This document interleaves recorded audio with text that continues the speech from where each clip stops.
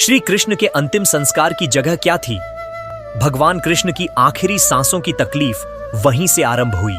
जैसे ही राधा ने गोलोक की ओर प्रस्थान किया, वैसे ही कृष्ण के जीवन की शाम ढलने लगी। लेकिन राधा की जुदाई ही उनकी इकलौती व्यथा नहीं थी। एक और अभिशाप था जो उनके जीवन की सबसे दर्दनाक घड़ी रच गया। गांधारी का अभिशाप। महाभारत का संग्राम खत्म हो चुका था। कुरुक्षेत्र की मिट्टी पर सिर्फ राख और खून की निशानियां बाकी रह गई थीं। जब गांधारी अपने 100 बेटों की मौत के बाद उनकी जली लाशों के करीब पहुंची, तो उसका गुस्सा और दर्द बयान से परे था। उसे पता था कि कृष्ण इस लड़ाई को रोक सकते थे। वह समझती थी कि कृष्ण सिर्फ एक हल्की मुस्कान से इस भयानक विनाश को टाल सकते थे, मगर उन्होंने वैसा नहीं किया। उन्होंने सही राह की स्थापना के लिए गलत ताकतों का खात्मा होने दिया, भले ही वह कीमत किसी मां के दिल की हो। तभी दर्द से भरी गांधारी ने कृष्ण की तरफ नजर डाली, उनके नजदीक आई और आंसू बहाते हुए बोली, हे माधव, आप सब कुछ समझते थे, फिर भी मेरे 100 बेटों को मौत के मुंह में जाने दिया। आप जंग रोक सकते थे, लेकिन आपने सिर्फ दर्शक बनकर देखा। मेरे मातृत्व की जलन आज आपको भी लगेगी। मैं आपको अभिशाप देती हूं कि जैसे मेरा कुल मिटा, वैसे ही यादव कुल भी खत्म होगा और आप खुद अपनी मौत को अकेले झेलेंगे, अपनों से अलग होकर एक तीर की चुभन में।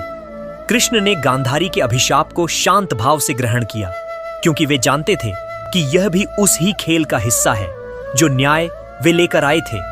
वही न्याय की आग अब उनके अपने लोगों को जलाएगी। गांधारी का अभिशाप, राधा की बिछोह की पीड़ा और यादव कुल का विनाश, यही वे आखिरी पन्ने थे जिन्होंने कृष्ण के इंसानी रूप को सबसे गहरी उदासी से भर दिया। अब जानते हैं कि कैसे त्रेता युग में राम द्वारा दिया गया आशीर्वाद द्वापर में कृष्ण की अंतिम क्रीड़ा का वजह बना। अगर आप कृष्ण की आखिरी सांसों की कहानी आगे सुनना चाहते हैं तो चैनल को सब्सक्राइब कर लीजिए। त्रेता युग का वह दौर था जब राम ने रावण का संहार कर अयोध्या वापस आकर आदर्श शासन की नींव रखी थी। एक शाम अयोध्या के आसपास एक तपस्वी राक्षस आया। उसका नाम जरा था।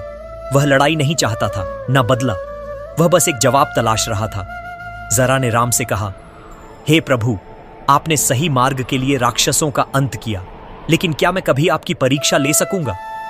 क्या मुझे वह मौका मिलेगा जब मैं आपके रास्ते में आखिरी रुकावट बनूं? राम ने हल्के से मुस्कुराते हुए उसकी ओर देखा। यह कोई मामूली सवाल नहीं था और राम कोई साधारण जवाब नहीं देने वाले थे। राम ने कहा, जब मैं द्वापर में कृष्ण अवतार लूंगा, तब तू इंसान के रूप में जन्म लेगा और वही जीवन तुझे वह मौका देगा जिसकी तू आज मांग कर रहा है। तेरे ही हाथों से मेरी क्रीड़ा इस दुनिया में समाप्त होगी। यह मेरा वादा है। जरा सिर झुकाकर चला गया। उसे नहीं पता था कि वह वादा युगों बाद एक बड़े रहस्य का आधार बनेगा। वक्त गुजरता रहा, युग बदले और द्वापर में वह वादा धीरे धीरे कृष्ण के अंतिम पलों की ओर बढ़ने लगा। जब क्रीड़ा पूरी हो चुकी थी और ब्रह्मांड का सबसे बड़ा प्रेमी अपनी सबसे गहरी तन्हाई में डूब चुका था, वह द्वारका का अंतिम समय था। सब कुछ खत्म हो चुका था। यादव कुल का विनाश, युद्ध की गूंजती चीखें और अपनों की ही तलवारों से टूटा हुआ कल। कृष्ण अब एकदम अकेले थे। न सुदर्शन चक्र उनके साथ था, न अर्जुन, न राधा, उनके दिल के सबसे करीब वाली रूह। कृष्ण एकांत में द्वारका से काफी दूर एक शांत जंगल में पहुंचे। वहां एक पुराना बरगद का पेड़ था। उसी की छांव में बैठ गए। उनके गले में वही बांसुरी लटकी थी जो कभी राधा के लिए गूंजती थी। धीरे से आंखें बंद की और बांसुरी के स्वर हवा में फैलने लगे। स्वरों में दुख था, छटपटाहट थी और राधा के नाम की गुहार। उनकी उंगलियां थरथरा रही थीं, लेकिन धुन राधा की ही थी। बहुत दूर गोलोक में राधा बैठी थी। परमधाम की ऊंची सीढ़ियों पर जैसे ही उस बांसुरी की आवाज वहां पहुंची, राधा की आंखों से आंसुओं की धारा बहने लगी। उन्होंने देखा कि कृष्ण अकेले हैं। प्रेम की वह अलौकिक मूरत जिसने पूरे जगत को मोह से आजाद किया, आज खुद मोह के जाल में फंसी हुई है। राधा ने कांपती नजरों से कृष्ण की तरफ हाथ बढ़ाया, लेकिन वे उन्हें छू नहीं सकती थी। गोलोक की देवी, परम ब्रह्म की स्वरूपिणी राधा, जिसे सारा जगत पूजता है, आज कृष्ण के दर्द के आगे बेबस हो चुकी थी। प्रभु, अब बस करिए, राधा की रूह ने रोते हुए कहा। मुझे वापस आने दीजिए। मैं फिर से आपकी बांसुरी की धुन बनकर लौटूंगी। मैं फिर से वृंदावन की गलियों में बहूंगी, लेकिन यह तन्हाई मुझे सहन नहीं होती। लेकिन कृष्ण चुप थे। बांसुरी नहीं रुकी। बस स्वर धीमे हो गए, जैसे किसी नदी की आखिरी लहरें चट्टानों से टकराकर थक चुकी हों। आसमान सन्नाटे में डूबा था। धरती खामोश थी और समय उस पल से आगे बढ़ना जैसे भूल गया जब खुद ईश्वर थक गया। धीरे धीरे शाम उतर रही थी। बरगद का वह पेड़ जो सालों से सिर्फ एक गवाह था, आज कृष्ण की आखिरी सांसों का साक्षी बनने वाला था। उसकी जड़ों के पास वह शरीर बैठा था जिसने पूरे युग को संभाला, जिसके इशारे पर सही राह टिकी रही। आज वही शरीर कांप रहा था, अकेला, शांत और बिखरा हुआ। कृष्ण की आंखें बंद थीं, लेकिन मन में तूफान मचा था। एक जीवन जिसमें कभी आराम नहीं मिला। मैं पैदा हुआ तो मां की गोद भी पूरी तरह नसीब नहीं हुई। देवकी के गर्भ से जन्म लिया, लेकिन पहली बार आंख खोली तो चारों तरफ कैद खाने की दीवारें थीं। यशोदा मां ने बड़ा किया, लेकिन जन्म देने वाली मां को देखने तक का मौका नहीं मिला। मां के छूने की चाह बचपन की मासूम मुस्कान कभी जी न सका। जिस उम्र में बच्चे खेलते कूदते हैं, मैं दानवों से भिड़ा। फिर आया मोहब्बत। राधा, मेरा सबसे खूबसूरत, सबसे पाक सा अनुभव। लेकिन क्या मिला? न नाम के साथ जुड़ सकी, न जीवन भर साथ निभा सकी। मैंने चाहत की, लेकिन पूरी न कर सका। हर जन्म में उससे अलग होना तय था। क्या यही चाहत थी? मैं राधा को पीछे छोड़ आया, वृंदावन को पीछे छोड़ आया, और पीछे रह गया मेरा दिल, मेरा बचपन। बचपन से ही कंधों पर दुनिया, लड़ाई, न्याय, सही राह का बोझ था। कभी द्रौपदी के सम्मान की हिफाजत, कभी अर्जुन की घबराहट में डूबी सोच को जगाना। महाभारत लड़ा, लेकिन क्या हासिल किया? हर अपने को गंवा दिया। कर्ण जो भाई था, मारा गया। भीष्म जिनसे नियम सीखे, शरों की सेज पर छोड़ना पड़ा। द्रोण जिनसे विद्या पाई, युद्ध में गिरा दिया। दादा परदादा, भाई बेटे, सबको मिटा दिया। मैंने सही राह बचाई, लेकिन अपना कुल न बचा सका। यादव कुल अपनों के हाथों, अपनों का खात्मा। मैंने सब कुछ खो दिया। आज न बलराम है, न सुदामा, न अर्जुन, न राधा, न वह वृंदावन। मेरे पास है तो सिर्फ एक बांसुरी, जिसे अब सुनने वाले कान नहीं बचे। अब जब बजाता हूं तो हर धुन में राधा की याद दर्द बनकर लौटती है। आज मैं हार गया हूं। जगत को सिखाते सिखाते मोहब्बत की छोड़नी पड़ी। मां मिली, दूर हो गई। भाई मिले, संग्राम में गंवा दिए। सत्ता मिली, लेकिन खुशी कभी ना आई। इतना सब झेलने के बाद भी आज मेरी आखिरी सांसें हैं, और मैं अकेला हूं इस बरगद के नीचे, जहां कोई नहीं सिवाय मेरी टूटी बांसुरी के। शायद अब यही सही है। शायद अब राधा के पास वापस जाने का वक्त आ गया है। शायद अब मैं भी सुकून का हकदार हूं।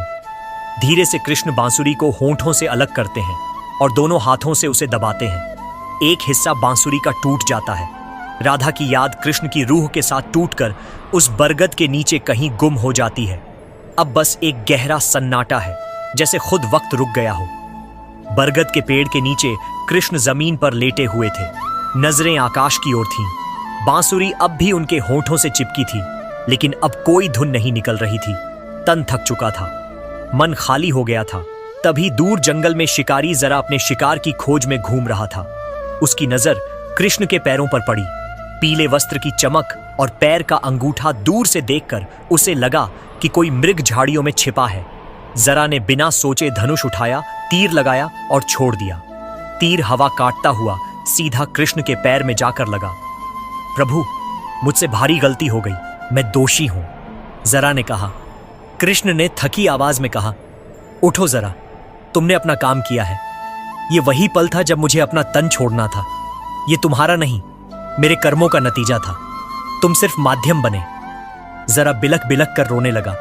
कृष्ण ने आंखें बंद की। मैंने जन्म लिया, अपने कुल को मिटते देखा, सही राह के लिए अपनों को गंवाया। हर जीवन में मोहब्बत पाई, लेकिन उसे पूरा न कर सका। लेकिन आज अब आराम का समय है। धीरे धीरे उनकी आवाज कम होती गई। आखिरी सांस लेते हुए उनके होठों से एक शब्द निकला, राधे राधे, और कृष्ण ने शरीर छोड़ दिया। देखिए तीसरे भाग में कैसे हुआ कृष्ण का अंतिम संस्कार। वह दृश्य जो आपकी आत्मा को हिला देगा। जंगल की उस शांत छांव में जहां बरगद का पेड़ खड़ा था, श्री कृष्ण की देह अब निश्चल थी। उनकी आंखें आसमान की ओर थीं, जैसे अनंत की तलाश में खो गई हो। बांसुरी जो कभी वृंदावन की गलियों में प्रेम की धुन बनकर गूंजती थी, अब उनके हाथों में टूटी पड़ी थी। जरा वह शिकारी जिसके तीर ने अनजाने में कृष्ण की लीला को इस धरती पर समाप्त किया, अब भी उनके चरणों के पास खड़ा था। उसका चेहरा आंसुओं से भीगा था और उसका मन अपराध बोध की आग में जल रहा था। प्रभु, मैंने क्या कर दिया? जरा बार बार यही दोहरा रहा था, लेकिन कृष्ण का चेहरा शांत था, जैसे वह उस तीर की चुभन को भी अपनी लीला का हिस्सा मान चुके हों। जंगल की खामोशी को तोड़ते हुए हवा में एक हल्की सी सरसराहट हुई, मानो प्रकृति भी इस पल की गंभीरता को समझ रही हो। जरा जो अब भी अपने किए पर कांप रहा था, धीरे धीरे उठा। उसने देखा कि कृष्ण की देह से अब कोई हरकत नहीं थी। उनके होंठों पर हल्की सी मुस्कान थी, जैसे वह राधा के साथ गोलोक में पहले ही मिल चुके हों। जरा को समझ नहीं आ रहा था कि वह क्या करे। वह एक साधारण शिकारी था जिसके हाथों अनजाने में एक अनघट घटना हो चुकी थी। उसने सोचा कि इस पवित्र देह को यूं जंगल में नहीं छोड़ा जा सकता। उसने आसपास के गांव वालों को बुलाने का फैसला किया।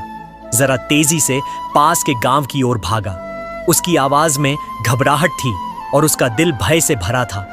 गांव पहुंचते ही उसने लोगों को इकट्ठा किया और रोते हुए बताया, मैंने एक भयंकर भूल कर दी। जंगल में एक महापुरुष की देह पड़ी है। मैंने अनजाने में उन्हें तीर मार दिया। कृपया मेरे साथ चलें, हमें उनकी अंतिम क्रिया करनी होगी। गांव वालों ने जरा की बात सुनी, लेकिन उनके मन में संदेह था।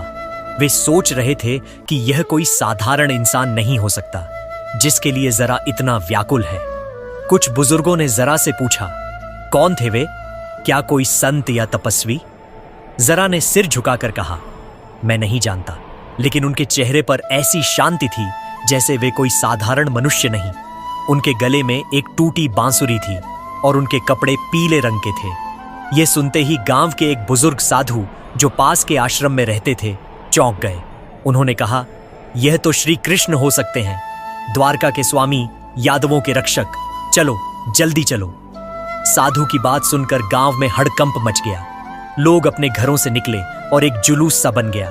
बच्चे, बूढ़े, जवान सब उस बरगद के पेड़ की ओर चल पड़े जहां कृष्ण की देह पड़ी थी। जब लोग जंगल पहुंचे तो वहां का दृश्य देखकर सभी की आंखें नम हो गईं। श्री कृष्ण की देह बरगद की छांव में लेटी थी। उनके चरणों पर खून की कुछ बूंदें थीं जहां जरा का तीर लगा था, लेकिन उनके चेहरे पर वही दिव्य शांति थी जो जीवन में भी उनकी पहचान थी। गांव की एक वृद्ध महिला ने रोते हुए कहा, यह तो हमारे कान्हा हैं, वही जिनके बारे में हमने सुना था, वही जिन्होंने वृंदावन में गोपियों के साथ रास रचाया, जिन्होंने कुरुक्षेत्र में धर्म की स्थापना की।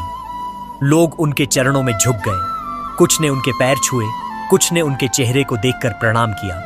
साधु ने आगे बढ़कर कहा, हमें उनकी अंतिम क्रिया के लिए तैयारियां करनी होंगी। यह कोई साधारण देह नहीं है, यह उस परमात्मा का शरीर है जिसने इस युग को चलाया। हमें पूरी श्रद्धा और विधि विधान से उनकी अंतिम यात्रा करनी होगी। गांव वालों ने साधु की बात मानी और तुरंत जुनबेई शुरू कर दी। कुछ लोग लकड़ियां इकट्ठा करने गए, कुछ ने पवित्र जल लाने के लिए पास की नदी की ओर प्रस्थान किया। जरा अब भी एक कोने में खड़ा था, अपने अपराध के बोझ तले दबा हुआ। साधु ने उसे देखा और कहा, जरा, तुम्हें खुद को दोषी मानने की जरूरत नहीं। तुम सिर्फ उस लीला का हिस्सा बने जो पहले से लिखी जा चुकी थी। यह कृष्ण की इच्छा थी कि उनका अंत इस तरह हो। गांव वालों ने मिलकर एक चंदन की चिता तैयार की। उन्होंने पास की नदी से पवित्र जल लाकर कृष्ण की देह को स्नान कराया। एक युवती ने अपने घर से सुगंधित फूल लाकर उनकी देह पर चढ़ाए। एक बूढ़ा कारीगर जो बांसुरी बनाने में माहिर था ने टूटी बांसुरी को देखा और रोते हुए कहा, यह वही बांसुरी है जिसके सुरों ने वृंदावन को मोहित किया था। इसे भी प्रभु के साथ अंतिम यात्रा में रखा जाए। उसने बांसुरी को बड़े जतन से कृष्ण की देह के पास रखा। साधु ने मंत्रोच्चार शुरू किया। गांव के लोग एकत्र होकर भजन गाने लगे। हरे कृष्ण हरे राम की धुन हवा में गूंजने लगी। यह दृश्य इतना मार्मिक था कि आसमान में बादल घिर आए, जैसे प्रकृति भी इस क्षण में शामिल हो रही हो। चिता तैयार थी। कृष्ण की देह को धीरे से चिता पर रखा गया। उनके पीले वस्त्र अब भी चमक रहे थे, जैसे सूरज की आखिरी किरणें। साधु ने अग्नि प्रज्वलित की और धीरे धीरे चिता की लपटें उठने लगीं। उसी समय गोलोक में राधा बैठी थीं। उनकी आंखें अब भी आंसुओं से भरी थीं। जैसे ही चिता की लपटें धरती पर उठीं, गोलोक में एक हल्की सी हवा बही। राधा ने आंखें बंद कीं और धीरे से कहा, कान्हा, तुमने अपनी लीला पूरी कर ली, लेकिन तुम्हारा प्रेम कभी खत्म नहीं होगा। तुम मेरे साथ गोलोक में हो और मैं तुम्हारे साथ वृंदावन में। यह बिछोह सिर्फ शरीर का था, हमारी आत्माएं हमेशा एक हैं। उनकी आवाज जैसे हवा में घुल गई और वह धुन धरती पर उस चिता तक पहुंची। गांव वालों को लगा कि हवा में कोई मधुर स्वर गूंज रहा है, जैसे राधा की आत्मा कृष्ण को विदाई दे रही हो। चिता की लपटें अब आसमान को छू रही थीं। लोग खामोश खड़े थे, कुछ रो रहे थे, कुछ प्रार्थना कर रहे थे। साधु ने कहा, यह देह भले ही मिट रही हो, लेकिन कृष्ण कभी मिटते नहीं। वे हर उस दिल में जिंदा हैं जो प्रेम करता है, जो धर्म के लिए लड़ता है, जो सत्य के लिए खड़ा होता है। जरा जो अब तक चुप था धीरे से बोला, मैंने उन्हें तीर मारा, लेकिन आज मुझे लगता है कि मैंने उन्हें मुक्ति दी। साधु ने उसकी पीठ थपथपाई और कहा, हां, जरा तुमने उनकी लीला को पूरा किया।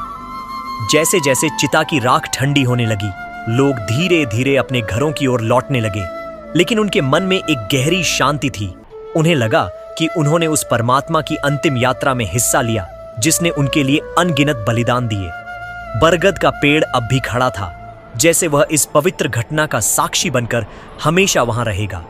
श्री कृष्ण की कहानी यहीं खत्म नहीं होती।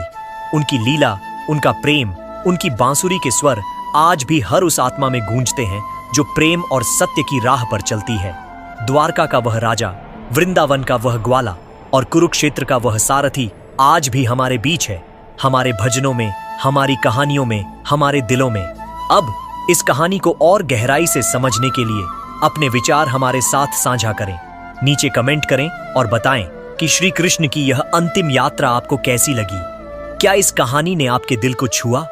अगर हां, तो चैनल को सब्सक्राइब करें और इस कहानी को अपने दोस्तों के साथ शेयर करें। हरे कृष्ण हरे राम।